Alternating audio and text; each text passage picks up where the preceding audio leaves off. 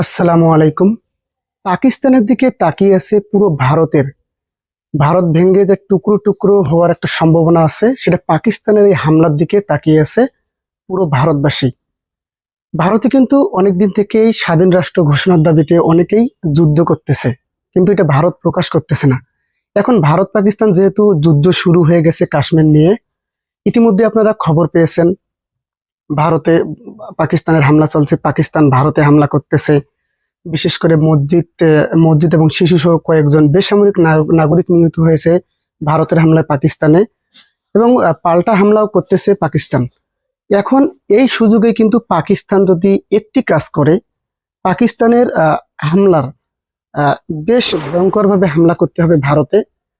তাতে ভারতের যে স্বাধীনতাকামী সংগঠনগুলো আছে, বা ভারতে যে স্বাধীন রাষ্ট্র দাবিতে যারা অনেকদিন ধরে দীর্ঘদিন ধরে বিক্ষোভ করতেছে, তারা কিন্তু একটা সুযোগ পেয়ে যাবে। আর এই সুযোগে কিন্তু ভারত ভেঙে কমপক্ষে 5টি দেশ হতে পারে। আপনারা অনেকদিন থেকেই শুনতেছেন মণিপুরের সংঘাত, স্বাধীন রাষ্ট্রের দাবিতে তারা অনেক দিন থেকেই আহ সংঘাতে জড়িয়েছে। সেখানে মনে করেন একটি রাষ্ট্র অবশ্যই 100% নিশ্চিত, যদি পাকিস্তান ভারতে হামলা করে মণিপুর একটি রাষ্ট্র হতে সময় লাগবে না। এদিকে আছে চিকেন নেক নিয়ে কিন্তু ভারত খুবই চাপে আছে।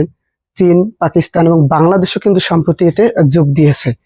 যদি এসব কৌশল এই কৌশলগুলো কিন্তু খাটবে, সেটা খাটবে কখন? যখন পাকিস্তান হামলা করবে ভারতে, তখনই কিন্তু এই সুযোগের হাতছাড়া করবে না কেউ, এমনকি বাংলাদেশও করতে পারবে না। যখন হাতের কাছে এই চিকেন একটা দখলের সুযোগ আছে, তখন তো কেউ হাতছাড়া করবে না। যখন ভারত পাকিস্তান যুদ্ধ লাগবে, তখন তো আর দুই দেশের যুদ্ধ থাকবে না, সেটাই তো জাতিগত যুদ্ধে রূপ নেবে, সেটা হচ্ছে হিন্দু এবং মুসলমান। তো সেক্ষেত্রে দেখা যায় এই যে এই চিকেন নেক কিন্তু যে কোনো সময় ভারতের হাত থেকে চলে যেতে পারে। এই জন্য বলা হচ্ছে যে পাকিস্তানের হামলার অপেক্ষায় কিন্তু বসে আছে ভারতের অনেক অনেক স্বাধীনতাকামী সংগঠন বলেন, অনেক নেতা কর্মীরা বলেন, বা অনেক বিশেষ করে মুসলমানরাও কিন্তু বসে আছে। কেননা ভারতে কিন্তু কয়েকটা দেশ হতে পারে, স্বাধীন হতে পারে, ভারত ভেঙে টুকরো টুকরো হতে পারে। এটা অনেকদিন থেকেই আপনারা শুনে আসতেছেন, এটা কিন্তু আসলেই ঘটতে যাচ্ছে। যদি পাকিস্তান ভারতে জোরালোভাবে হামলা করে, যদি স্থল অভিযান, আকাশ অভিযান, সব পথে যদি হামলা করে, ইতিমধ্যে কিন্তু হামলা শুরু হয়েছে, বেশ ক্ষয়ক্ষতিও হচ্ছে। দুই দেশেরই কিন্তু ক্ষয়ক্ষতি হচ্ছে। কেননা ভারত কিন্তু দেখেন এখানে প্রথম হামলা করেছে, পাল্টা হামলা পাকিস্তানও করতেছে, এবং আশা করা যাচ্ছে আরো ভয়ঙ্কর যুদ্ধ হতে যাচ্ছে তাদের। কিন্তু এই যুদ্ধের মধ্যে কিন্তু যেমন একটা সম্ভাবনা আছে আসাম, আসাম নিয়ে কিন্তু ভারতের অনেক ভয় আছে, সেটা বাংলাদেশের এক সময় ছিল।